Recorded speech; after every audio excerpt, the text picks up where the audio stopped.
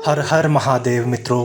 आज तक स्त्री के द्वारा रचा गया त्रिया चरित्र ना कोई जान सका है और ना ही कोई जान पाएगा। इसलिए कहते हैं कि चाहे आप किसी के कितने भी सगे हो, इन तीन आचरण वाले लोगों पर कभी विश्वास मत करना, वरना बहुत बुरा पछताओगे। एक बार की बात है, देव ऋषि नारद जी जब भगवान भोलेनाथ के पास आते हैं, क्योंकि वो अपने प्रश्न के निवारण के लिए भगवान भोलेनाथ से बड़ा गुरु किसी को नहीं मानते थे। जब देव ऋषि नारद जी भगवान भोलेनाथ के पास पहुंचते हैं, तब भगवान भोलेनाथ माता पार्वती के साथ कैलाश पर विराजमान थे। तब देव ऋषि नारद ने भगवान भोलेनाथ से पूछा कि हे प्रभु, मुझे आपसे एक प्रश्न पूछना है, क्योंकि मुझे इस प्रश्न का उत्तर आपके सिवाय और कोई नहीं दे सकता। तब भगवान भोलेनाथ कहते हैं, हे देव ऋषि नारद, कहिए आपका वह प्रश्न कौन सा है। तब देव ऋषि नारद बोले, हे प्रभु, मेरा प्रश्न ये है कि वह तीन लक्षण कौन से होते हैं स्त्री के जो काम वासना में लुप्त रहती है।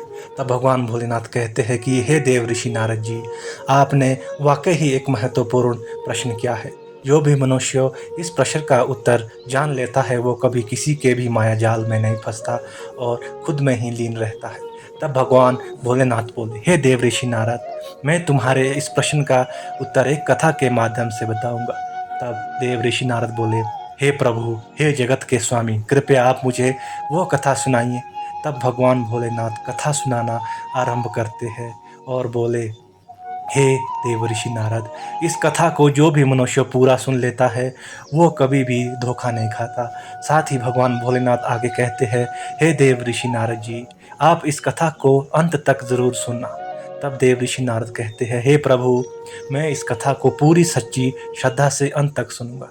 आगे भगवान भोलेनाथ कथा को सुनाना आरंभ करते हैं और कहते हैं कि हे देव ऋषि नारद जी, बहुत पुराने समय की बात है। पुष्कर नगर में एक चोर रहता था।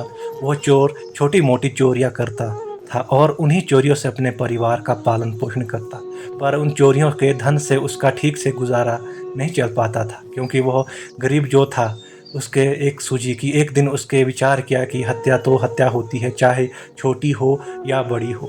मैं चाहे छोटी चोरी करूं या बड़ी चोरी करूं, चोर के पकड़े जाने पर दंड तो उसे ज़रूर ही मिलता है। तो मैं एक काम करूं, क्यों ना कोई बड़ी चोरी करूं। तब चोर ने सोचा, चलो राजा के खजाने को लूटने की योजना बनाई जाए। जब चोर ने सब कुछ सोच समझ लिया और योजना बना ली, तब रात होने पर वह किसी तरह से राजमहल में प्रवेश कर गया और जहाँ राजा का कोच था वहाँ पहुँच गया। भगवान भोलेनाथ आगे कहते हैं, हे देव ऋषि नारद जी, वहाँ पहुँचने पर उसने देखा कि राजा के खजाने की कई सैनिक देख रेख कर रहे थे। जब चोर ने देखा कि बहुत सख्त है पहरा, तो चोर को लगा कि उसकी आंखों में धूल झोंकना बहुत ही मुश्किल काम है। चोर सोचने लगा, यहाँ तो साक्षात मौत के पैगाम्बर पहरा दे रहे हैं। अगर मैंने चोरी करने की गुस्ताखी की तो जीवित नहीं बच पाऊंगा। यही सोचकर चोर उल्टे पांव लौट गया। भगवान भोलेनाथ आगे कहते हैं, हे देव ऋषि नारद जी, लौटते समय उसने सोचा कि खाली हाथ लौटने से अच्छा है कि कुछ ना कुछ तो ज़रूर लेता जाऊँ, जिससे मेरा यहाँ आना व्यर्थ नहीं होगा। तब इस चोर के दिमाग में एक युक्ति आई कि राजा के कक्ष में चलना चाहिए, जहाँ राजा रात को सोते समय अपने कपड़े उतार कर सोया होगा। मैं राजा की पोशाक चुरा ले जाऊंगा और वही पोशाक पहनकर मैं आसानी से कुछ धन चुरा कर यहाँ से निकल जाऊंगा। तब सभी पहरेदारों को लगेगा कि मैं राजा हूँ, इसलिए मेरे रास्ते में कोई नहीं आएगा और मेरा काम भी आसानी से निकल जाएगा। भगवान भोलेनाथ आगे कहते हैं, हे देव ऋषि नारद जी, ऐसा निश्चय करके चोर राजा के कक्ष के पास पहुंच गया। चोर ने धीरे से पर्दा हटाकर झांक कर देखा, तो अंदर का नज़ारा देखकर वो चोर हैरान रह गया। भगवान भोलेनाथ आगे कहते हैं, हे देव ऋषि नारद जी, उसने देखा कि कक्ष में राजा साहब अपने पलंग पर गहरी निद्रा में सोए हुए हैं और उनकी रानी अपने पूरे कपड़े उतारे हुए अर्धनग्न अवस्था में पलंग पर बैठी हुई थी। चोर ने रानी को जगता देखा तो उस चोर के हाथों पैर पैर तले जमीन खिसक गई। वो एक दीवार से सटक कर खड़ा हो गया। भगवान भोलेनाथ आगे कहते हैं, हे देव ऋषि नारद जी, वो रानी के सो जाने का इंतज़ार करने लगा। काफ़ी देर के बाद भी जब उसने पर्दा हटाकर देखा, फिर भी रानी जाग ही रही थी, क्योंकि जब रानी सो जाएगी तो राजा की पोशाक चुराई जा सकती थी। भगवान भोलेनाथ आगे कहते हैं, हे देव ऋषि नारद जी।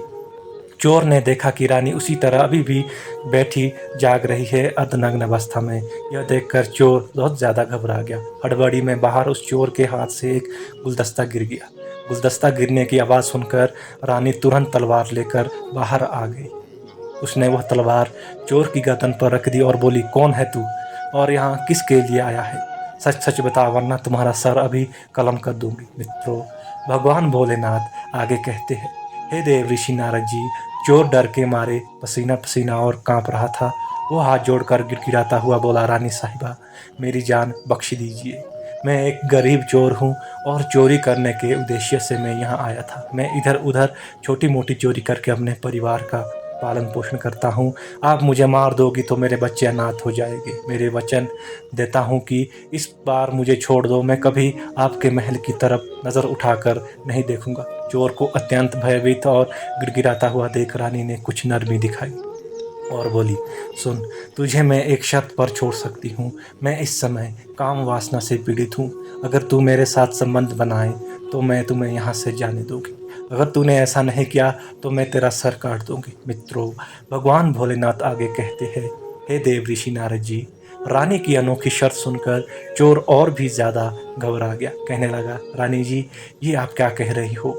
ज़रा थोड़ा तो लिहाज करो। मैं एक चोर हूँ और आप इस इतने बड़े राज्य की महारानी। हमारा मिलन कैसे हो सकता है? मेरी क्या औकात जो मैं तुम्हारे साथ ऐसा करूँ? मेरे लिए तो यो सोचना भी गुनाह है। भगवान भोलेनाथ आगे कहते हैं, हे देव ऋषि नारद जी। रानी बोली, मैं कुछ नहीं सुनना चाहती। अगर तुझे अपनी जान प्यारी है तो मैं जैसा कहती हूँ तुम वैसा करो, नहीं तो मरने के लिए तैयार हो जाओ। दोस्तों, रानी का ऐसा प्रस्ताव सुनकर चोर की जान हलक में अटक गई। वह चोर सोचने लगा कि आज मैं बहुत बड़ी मुसीबत में फंस गया हूँ। यदि मैं रानी की बात नहीं मानता तो रानी मुझे मार देगी, और मानता हूँ तो राजा मेरी जान ले लेगा। आज तो मेरा मरना पक्का है। चोर बहुत बड़ी दुविधा में पड़ा था। चोर ने सोचा कि अब मैं क्या करूँ। आखिरकार उसने रानी के साथ संभोग करने की बात स्वीकार कर ली और बोला, रानी साहिबा, मुझे 2 मिनट की मोहलत दे दो। मुझे बहुत ज़ोर की लघु शंका लगी है। पहले मैं लघु शंका करके आता हूँ, उसके बाद मैं आप जैसा कहोगी वैसा करने के लिए तैयार हूँ। रानी ने तुरंत तलवार से इशारा करते हुए पेशाब खाने को बता दिया। चोर चला गया और रानी बड़ी खड़ी होकर उसकी प्रतीक्षा करने लगी।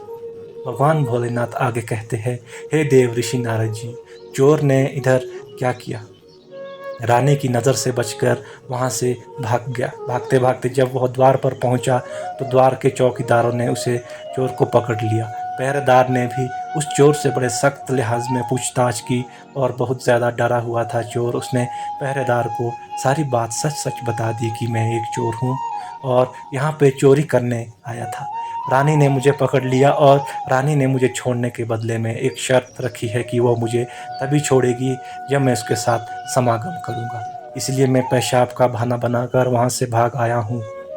जब पहरेदारों ने चोर की बातें सुनी और फिर वह चोर उसी तरह गिड़गिड़ाकर पहरेदार से भी छोड़ देने का आग्रह करने लगा। भगवान भोलेनाथ आगे कहते हैं, हे देव ऋषि नारद जी। पहरेदार बोला कि देख भाई, हम तुझे एक शर्त पर जाने दे सकते हैं, और मेरी शर्त यह है कि तुम्हें पुनः रानी के पास लौट कर जाना होगा और रानी से कहना होगा कि मैं तुम्हारे साथ संबंध बनाने के लिए तैयार हूँ, किंतु उससे पहले तुम्हें अपने हाथ से राजा को मारना होगा। उसके बाद हम कोई नहीं रोकेगा। दोस्तों, भगवान भोलेनाथ आगे कहते हैं, देव ऋषि नारद जी। पहरेदार की यह बात सुनकर चोर और भी ज़्यादा कठिन कार्य करने लगा। चोर ने सोचा, अगर पहले ही मैं रानी के साथ संभोग कर लेता तो वैसे तो प्राण बच जाते, परंतु अब नहीं बचेंगे। अगर रानी से मैंने यह बात की तो वो मेरा सर काट देगी। भगवान भोलेनाथ आगे कहते हैं, हे देव ऋषि नारद जी। अब तो चोर को चारों तरफ मौत ही दिखाई दे रही थी।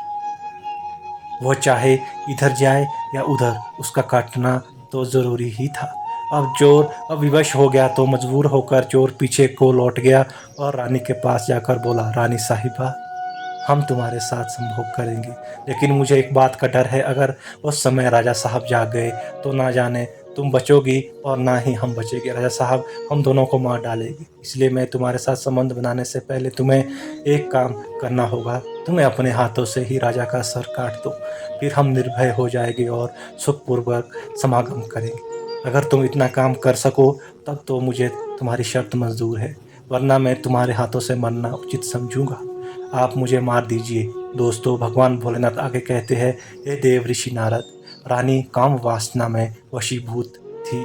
उसने आओ ना ताव देखा चोर के कहने पर। ठहरो, इतनी सी बात, मैं अभी राजा साहब को मौत के घाट उतार देती हूँ। इतना कहकर रानी ने दोनों हाथों से तलवार पकड़ी और सोते हुए अपने पति की गर्दन काट दी। भगवान भोलेनाथ आगे कहते हैं, हे देव ऋषि नारद जी, धन्य है रे काम वासना, जिसका मन काम वासना के वशीभूत होता है वे उस समय अंधे हो जाते हैं। वे उस समय अपने सबसे प्रिय मनुष्यों की भी मृत्यु देख सकते हैं। लोक लाज भी नहीं देखते, कुल का विनाश भी नहीं देखते, खुद को बंधन में भी डाल सकते हैं। उस समय वे काम वासना में अंधे होते हैं। भगवान भोलेनाथ आगे कहते हैं, हे देव ऋषि नारद जी, जिस तरह कौवा को रात में नहीं दिखाई पड़ता और उल्लू को दिन में नहीं दिखता, उसी तरह काम वासना से युक्त पुरुष को ना रात में दिखता है ना ही दिन में। उस समय वह आँख और विवेक दोनों से अंधा हो जाता है। भगवान आगे कहते हैं, हे देव ऋषि नारद जी, रानी ने जब अपने हाथों से अपने पति को मार कर मौत के घाट उतारा तो रक्त पूरे कक्ष में फैलकर लाल हो गया। राजा के रक्त से रानी भीग गई। इतना भयानक मंजर देखकर रानी कुछ देर के लिए बेहोश हो गई। उसी समय चोर को मौका मिल गया, वो वहाँ से तुरंत ही भाग निकला। इधर सुबह राजमहल में हंगामा हो गया कि किसी ने राजा साहब को मार डाला है, मगर राजा को मारने वाले का कोई पता नहीं चल पा रहा।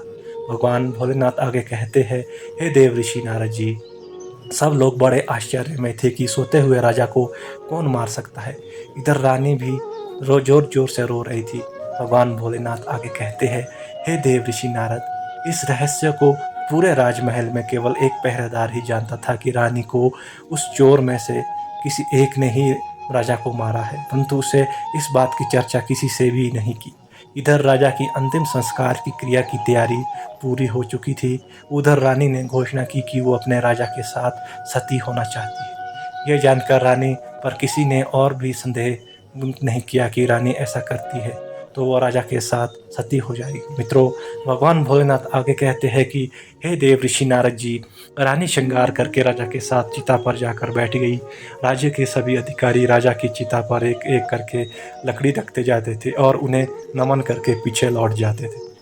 इस प्रकार से सबसे बाद में उस पहरेदार का नंबर आया। वह पहरेदार भी राजा की चिता पर लकड़ी डालता है तो वो इस रहस्य को जानने के लिए धीरे से रानी से कहता है, महारानी, आप तो सती हो जाओगी, इतना तो बता ही दो कि राजा को आपने मारा था या उस चोर ने। तब महारानी कहती है। मित्रों, आगे भगवान भोलेनाथ कहते हैं, हे देव ऋषि नारद जी, यह सुनकर रानी चौंक पड़ी। वो समझ गई कि इसका मतलब इस भेद को यह पहरेदार जानता है। रानी बोली, सुन, राजा को ना तो मैंने मारा है और ना ही उस चोर ने। अगर तुझे यह जानना है कि राजा को किसने मारा है तो तू चला जा और जो मैं स्थान बताती हूँ वहाँ पे जा। तब रानी आगे कहती है, नगर से बाहर उत्तर दिशा में जंगल में कुटिया बनाकर वृद्ध बुढ़िया रहती है, वो तुझे इस रहस्य को ज़रूर बताएगी। दोस्तों, भगवान भोलेनाथ आगे कहते हैं, हे देव ऋषि नारद, पहरेदार को यह रहस्य जानना था, इसीलिए अगली सुबह ही रानी के बताए गए रास्ते के अनुसार ही जंगल में चला गया। जंगल में पहुंचने पर उसे एक कुटिया दिखाई दी। जब उसने उस कुटिया को देखा तो उस कुटिया के पास एक बड़ी ही बुजुर्ग बुढ़िया खड़ी थी। पहरेदार ने जाकर उन बुढ़िया माँ के पैर पकड़ लिए और बोला, माँ जी, मैं एक रहस्य जानने आया हूँ कि राजा की हत्या किसने की। मित्रों, भगवान भोलेनाथ आगे कहते हैं, हे देव ऋषि नारद जी। तभी वो बुढ़िया कहती है, क्योंकि वो बुढ़िया एक बहुत ही पहुंची हुई ज्ञानी महिला थी। उसने कहा, बेटा, अगर तुझे यह रहस्य जानना है तो तुझे एक काम करना होगा। मेरी कुटिया के बाहर एक सफ़ेद बकरा बंधा हुआ है, तू अपनी तलवार से उसका सर काट दे। सर कटते ही बकरे का धड़ यहीं गिर जाएगा और वह सर हवा में उड़ने लगेगा। तू बस उसका पीछा करते हुए जाना, वह बकरे का सिर तुझे जहाँ भी ले जाएगा वहाँ पहुँचकर तुझे तेरे सवाल का जवाब मिल जाएगा कि राजा को किसने मारा है। भगवान भोलेनाथ आगे कहते हैं, हे देव ऋषि नारद, अब तो पहरेदार ने वैसा ही किया। कुटिया के बाहर एक बकरा बंधा हुआ था। पहरेदार ने अपनी तलवार से उस बकरे का सर काट दिया। सिर काटते ही वह सिर हवा में उड़ने लगा। वह सिर उड़ता हुआ उस पहरेदार को एक भयंकर वन के बीच में ले गया। उस वन में एक गुफा बनी थी। उस गुफा के द्वार पर जाकर वह सिर उतर गया। इस जंगल में ना तो कोई मनुष्य मालूम पड़ रहा था। यहाँ भला मुझे कौन राजा की मौत का रहस्य बताएगा, यह सोच रहा था। भगवान भोलेनाथ आगे कहते हैं, हे देव ऋषि नारद जी, वह गुफा के द्वार पर खड़ा है, यही सोच रहा था कि वो गुफा एक बड़े ही भयानक राक्षस की थी।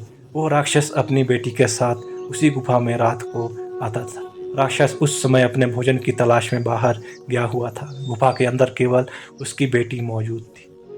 इधर जब राक्षस कन्या को किसी मनुष्य की गंध मालूम पड़ी तो वह द्वार पर निकलकर बाहर आई और उसने देखा कि एक हट्टा कट्टा नौजवान गुफा के बाहर द्वार पर खड़ा है। और उसने उस राक्षस कन्या ने सोचा, यह कोई मनुष्य मालूम पड़ता है। अगर मैंने इसे खा लिया तो मेरे एक समय की भूख ही मिट पाएगी, परंतु अगर मैंने इसे जिंदा रखा तो यह नौजवान मेरे हर समय मेरी काम वासना की भूख मिटाता रहेगा। आगे भगवान कहते हैं, हे देव ऋषि नारद जी, राक्षस कन्या ने तुरंत एक बहुत सुंदर लड़की का रूप बनाया और उसके सम्मुख पहुंच गई। इतनी सुंदर स्त्री को देख पहरेदार ने पहले कभी नहीं देखी। वह पहरेदार उसे देखते ही उस पर मुग्ध हो गया। लड़की भी उसे अपनाने के लिए आई थी। राक्षस कन्या उसे अपनी गुफा में बुलाकर ले गई और उसके साथ खूब समागम किया। इधर जब राक्षस के आने का समय हुआ तो उस राक्षस की लड़की ने उसे मच्छर बनाकर दीवार में चिपकाया। राक्षस ने उस लड़की से पूछा कि बेटी, मुझे किसी मनुष्य की गंध आ रही है। मुझे लगता है कि कोई चोर हमारी गुफा में घुस आया है। भगवान भोलेनाथ आगे कहते हैं कि हे देव ऋषि नारद जी। तब बेटी बात बनाती हुई बोली, पिताजी कैसी बात कर रहे हो? मेरे होते हुए कौन मनुष्य यहाँ आने की हिम्मत करेगा? मैं तो उसे कच्चा ही चबा जाऊंगी।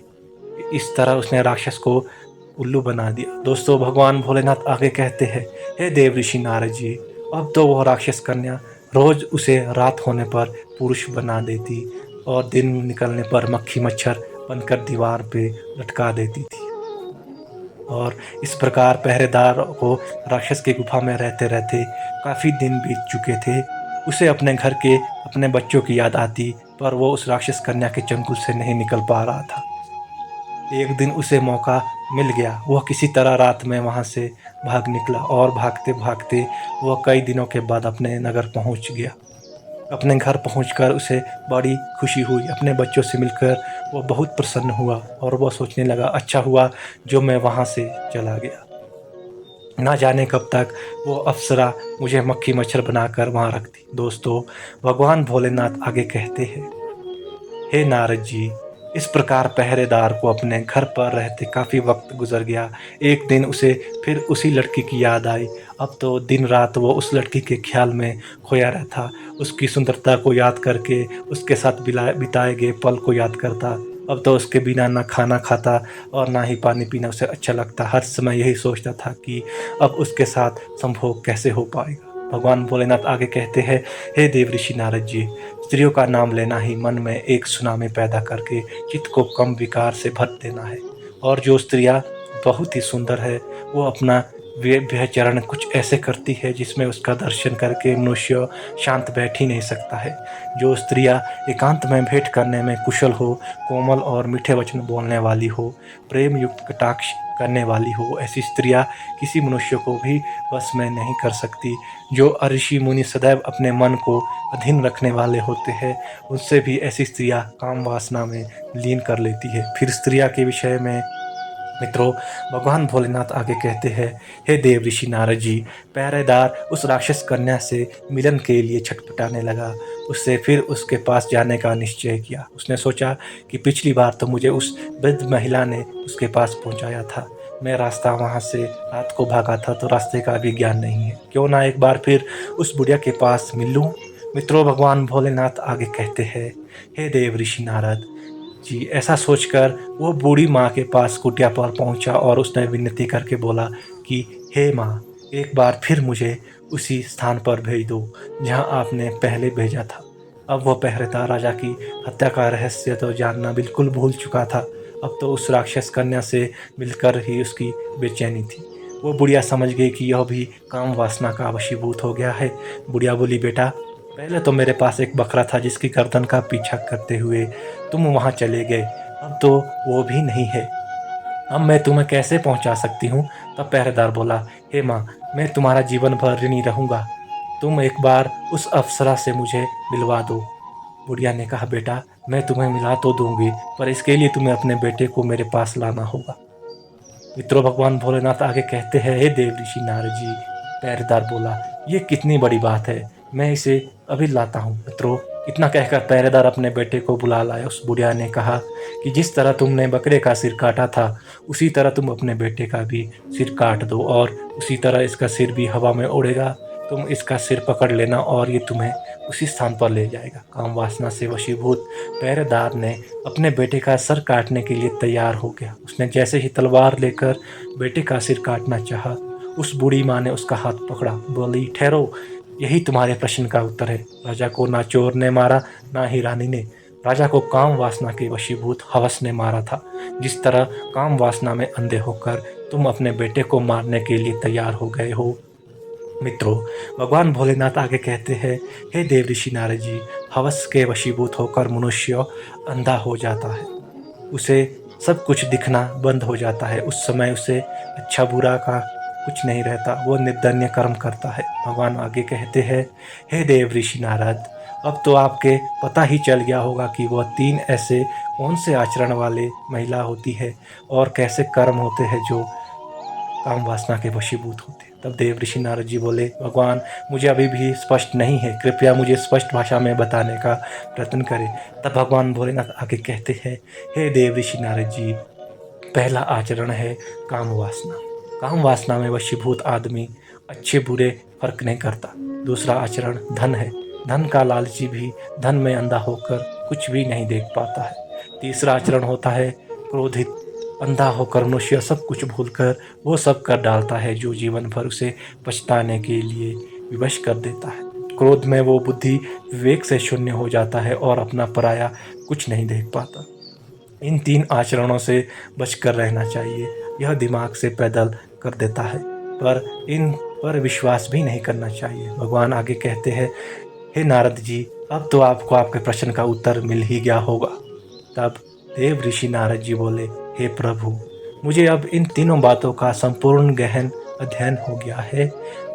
अब मैं इसका पूरे ब्रह्मांड में विस्तार करूँ। मित्रों, कभी भी किसी पर भरोसा नहीं करना चाहिए।